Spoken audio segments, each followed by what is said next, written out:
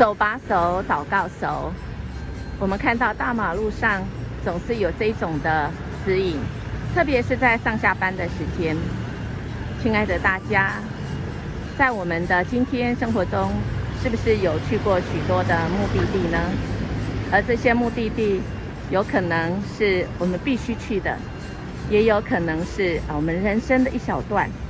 或许我们有找到目标，或许我们没有找到目标。但那更重要的是，我们的人生的旅程呢，是不是都是通畅，还是这一路上车多，我们的目标失焦了呢？当然，有时候是停，有时候是顺畅的。停是必要的哦，因为红绿灯让我们更有次序，是吗？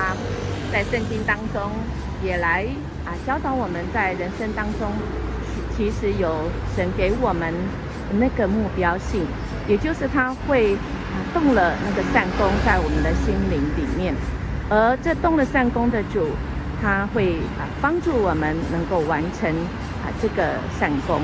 如果这个功是神所要我们做的，那么中间即便是困难重重，即便车多甚至塞车，但总是最后会来达成。尤其在这个过程当中，你会经历很多很奇妙的事情哦。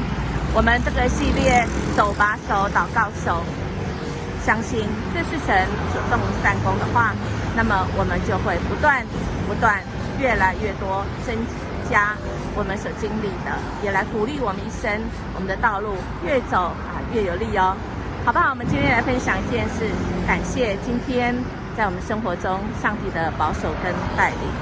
带导也可能有一些计划，是吧？那好像现在自爱难行，恳求主来指引，让我们走在他的道路上，使我们人生是有力量、有方向、有动力的哦。我们家庭也来分享哦，在我们这个家庭当中，大家曾经共同经历的那个旅程当中，曾经经历那奇妙的带领跟难忘的经验。手牵手，祈祷手。